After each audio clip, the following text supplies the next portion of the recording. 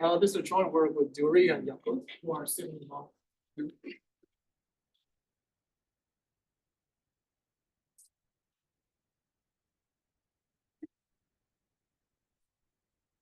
So let us start with harness compensation. So given a formula phi on n variables, think of it as hard under some. Now the question is, what happens if there are dependencies upon these nodes? For example, you can imagine that I plug in a pseudo-random generator and let xi through xn be outputs. And is the formal substitution still hard? To make it formal, we need a variable substitution using concrete functions f1 through fn that are hardwired. This procedure. And the point here is that the fresh variables y1 through yn, I mean, their number is much, much smaller. And as usual, after we do the substitution, we expand it into the CNF and we get a resulting formula. Let's call it phi.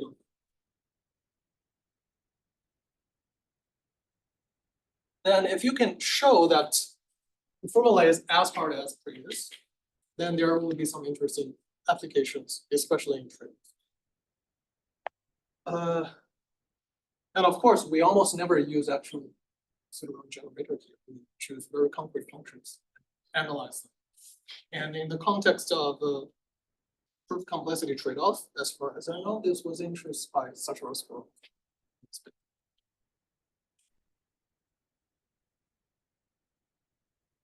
As Miko has alluded to us on Tuesday, many of the substitutions used in hardness compensation.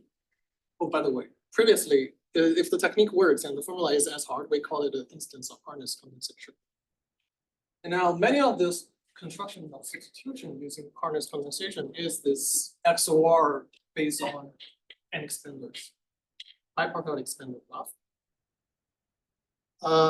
And there is a whole line of work that use this construction to give the so-called supercritical trade-offs. So these are a new kind of trade-off results.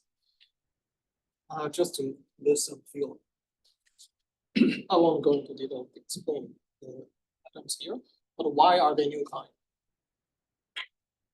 Well, in the trade-off results, we want to show that for certain formula, there is no proof that is simultaneously small in two measures, mu and mu.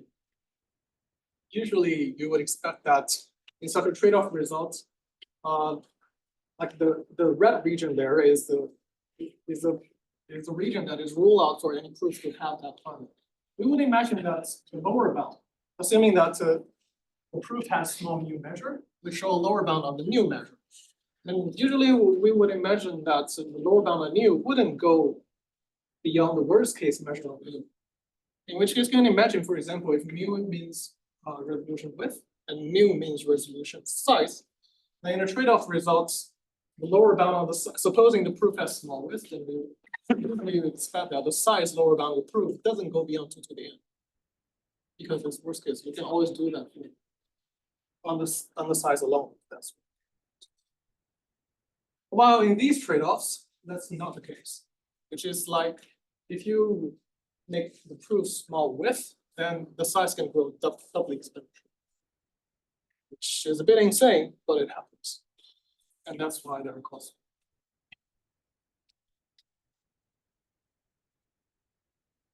So far, so good.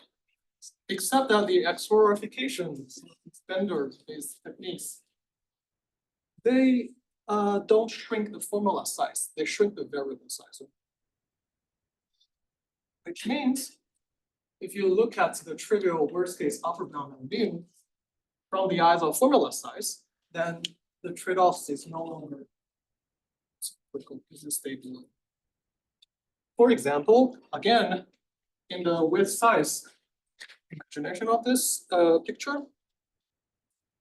perhaps you prove that for low width, the proof has to be doubly exponential size, but the formula alone itself has exponential size. So doubly exponential size stay within the regime of 2 to the formulas.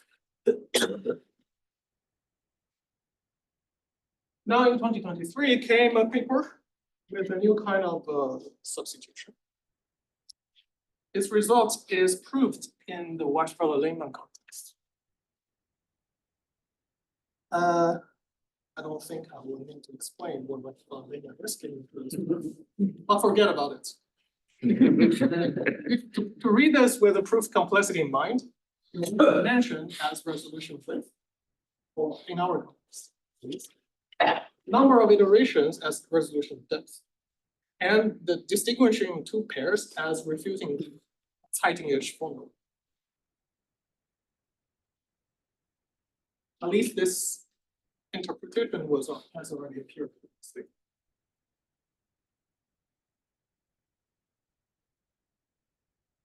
Well, this result is really cool, but it leaves at least two problems there.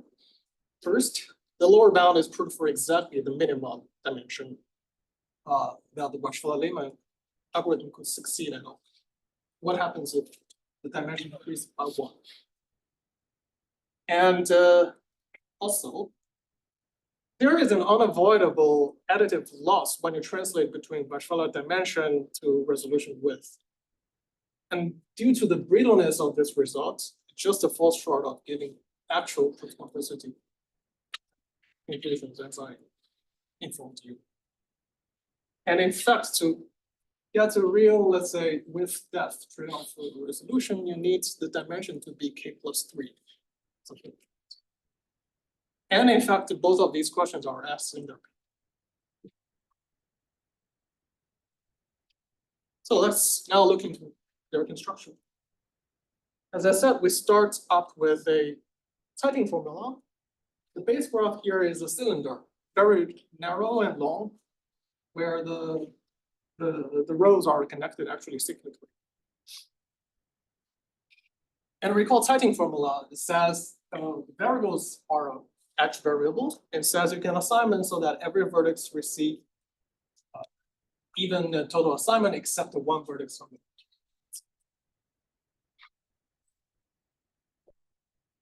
Then the variable substitution. So in contrast to the extrorification, here what's really happening is a structured variable identification. Namely, many of the x variables will be carefully identified with new variable. Let's see the identification. So on the cylinder graph, we're going to identify its edge variables. The identification will go through a vertex equivalence class and then an induced equivalence class, equivalence relation. Let's look at the vertex. The cylinder has k rows. On each row, we identify vertices periodically with a distinct modulus mi. For example, the colors here represent equivalent classes. Equivalent vertices. For technical reasons, we will put two sides, the left part and the right part, whose length is something like 4k, that don't participate in this variable identification relation. They're singleton classes. That is the vertex identification. And then to induce a edge identification, the way to think of it, as Martin told us, think of two vertices that are identified, two identified vertices that are very far away from each other, as far as I can draw here. And we identify their local structures. In the context of graph, means that I read the adjacent edges to a vertex in the adjacency list form and identify them one by one. For example, left to left, down to down, so on. These edges will be called by the same name. And now what happens to Tseitin? It turns out that if you do that, then the linear equation in the original Tseitin formula at equivalent vertices will become equivalent in linear equations expressed in this edge class variables.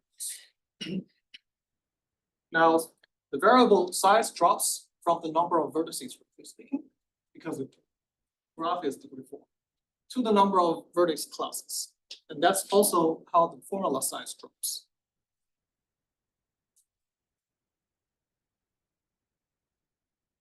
So before moving on, let us intuit this edge identification for one last time with pictures. I'm assuming that the modulus are 6 and 50, and there are 2 rows, and there are 30 many vertices in the original middle part of the graph. Now, that's the horizontal edges would be identified with periodically on the same row. They are not very, actually not. But vertical edges, they might get identified more. They might get identified more radically. Let's see. So the first blue edge down from vertex number 1, it will be identified with the blue edge down from column number 7, because of the vertices on the first row differ by elements.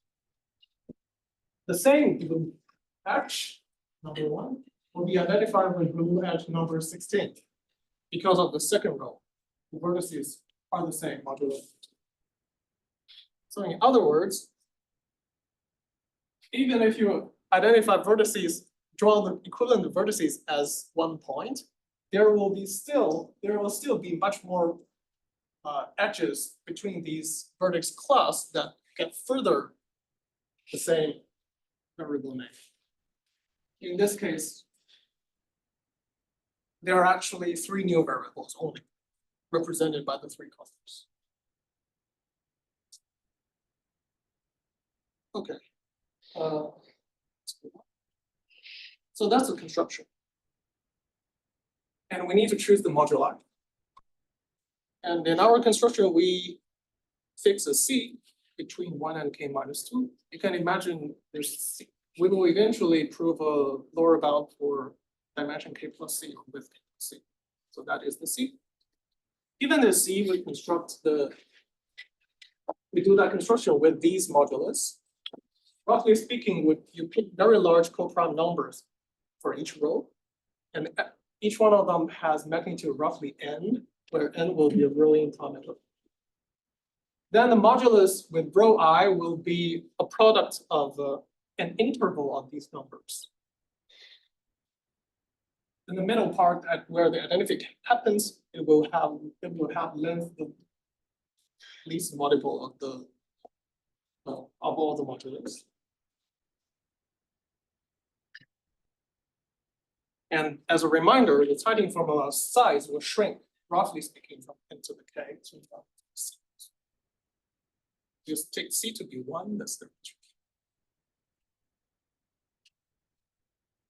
Now, our result, it says as long as the parameter C is below k minus 2, the condensed Tseitin formula has size to the C plus 1, and refutable with k plus 3, but if you stay with k plus C, you need more than you need proof depth to be more than the formula size. One remark here is that at least for this construction, you cannot hope to go beyond 3k width, because in width 3k, there is a trivial upper bound that using depth only log of. Another remark is that actually you can let k change to get better parameterized tradeoff results. And the limit is to let k be n over 2n in order for the modulus to exist, because we choose pairwise numbers. And just as an example, if we let C to be constant, then this is a family where you need depth that is sub-exponential in the formula size, if you stay within small width. And if the C is almost a k, then the depth is still super linear.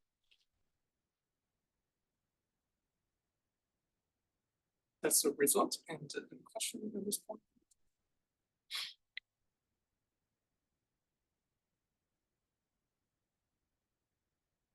And again, as a consequence, we get a similar trade-off result between dimension and iteration number.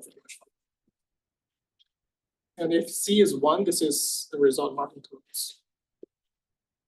And in fact, this theorem and the corollary partly solves what the open problem was asked there. If you do not trace what's on the exponent, you accept the sub-exponential instead of into the That's a problem on its own. Question. So let me now tell you a bit. The mathematical core of this problem is actually a combinatorial game, the cop rubber game. There are K plus C cops and one rubber visible to each other. And the cops won't be tradeoff. At the start, rubber stays at the top left vertex in 0. And each round, the following happens. The cops lift one of their members to the sky, to the helicopter, and they broadcast the vertex V that they will go. Then on hearing this, the robber moves from his current position to anywhere he likes using a path in the graph, as long as, of course, he doesn't run into any. And then after this, the cop lands at V, the signal. Question is how many rounds the robber can survive without being caught. For example, using K cops, using K plus 1, using K cops, the cops can build a wall that separates the graph into 2.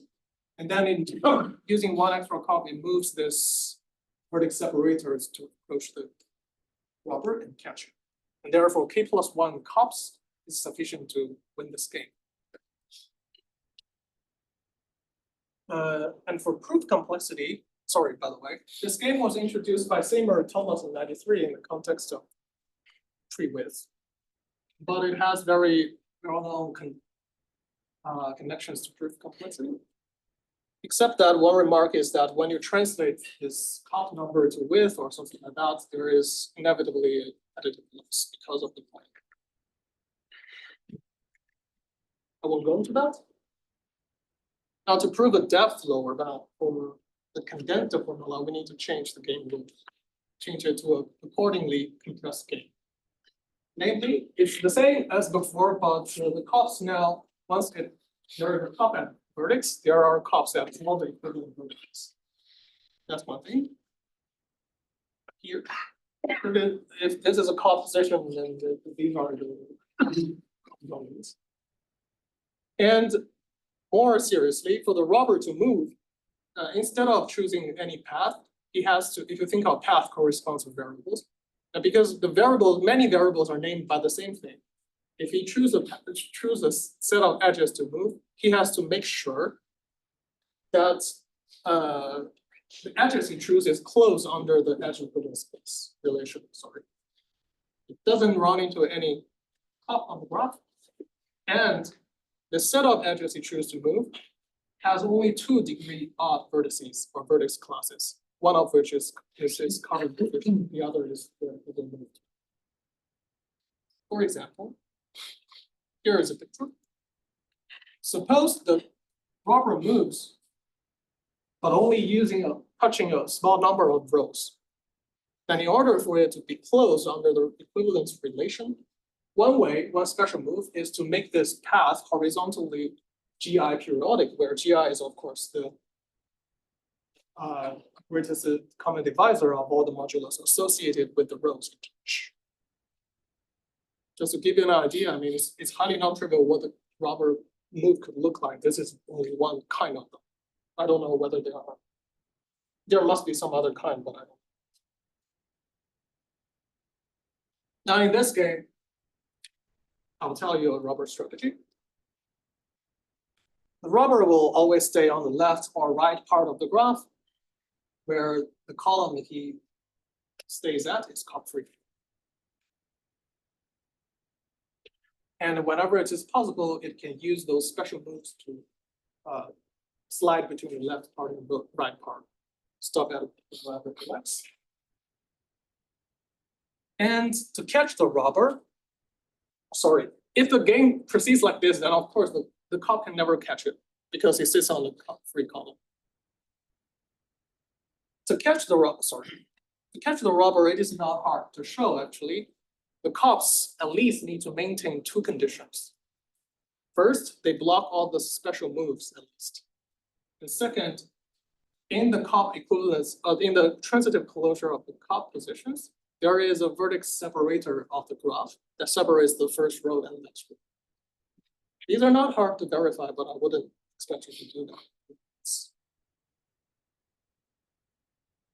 For example, these might be two true vertex separators on a graph that is containing the opposition convert into the culture. So on the rubber side, what we do? Well, since the cups can, if the cup position contains a vertex separator, then they can just approach the rubber and the rubber cannot switch side, of course. But the question is, if the separator appears and it suddenly appears very close to the rubber, and at that very round, the rubber cannot turn side, then that's the dangerous situation, which the rubber doesn't want it to happen. You also keep away from the vertex separator. Actually, I don't know how to prevent that situation from happening. The key idea is not to play against the cups, but play against an imagined stronger opponent. You can think of the further closure of the transitive closure of the cups. Namely, the rubber will not only consider the cup positions and their vertex separator, it consider all vertex separator S that is possible or potentially to be put in cup position. Here, to define the potential, I need to say vertex separator S is a vertex separator. And on the rows where there is a unique cup, it is containing that unique cups class. And on the other rows, I don't put that stringent requirement. I only require that the number of this vertex separator S on their row is no more than the number of cups on their position. I don't care. So as you can see, this is a strictly stronger, at least formally, this is strictly stronger opponents than the real cups. And the rubber strategy is to play against this guy and stay away from all the potential vertex separators. If this, we can show the key lemma is that although this stronger opponent is stronger, its transition throughout the game turns out to be smooth. So that it won't happen that suddenly this potential vertex separator appears and the rubber has no choice to. After this is done, then the rest part is more or less similar to their original argument. You show that the set of potential vertex separators, they have a bounded diameter horizontally, and over the round, they can only move very slowly. So once the starting point they appear is very far away from the rubber place, then in the rest, they can only move very slowly to it.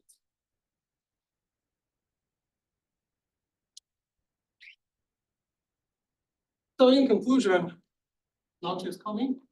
And by the way, we treat the supercritical resolution with depth in terms of formula size. And this is somewhat robust, meaning that the window, if you remember that red rectangle, the window of width in the trade-off is larger than the least constants. And it applies to Weisfeiler-Lehman. At last some. So can this construction be used to obtain other trade-offs or other complexity measures? Like size states.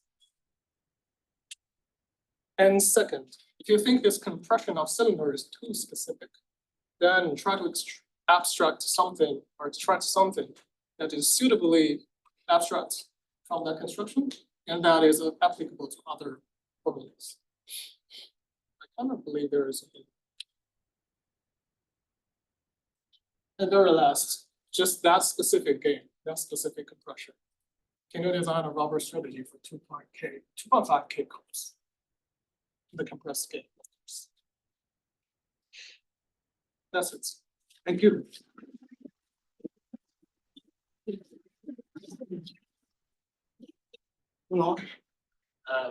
So you left open the size depth trade-off of this.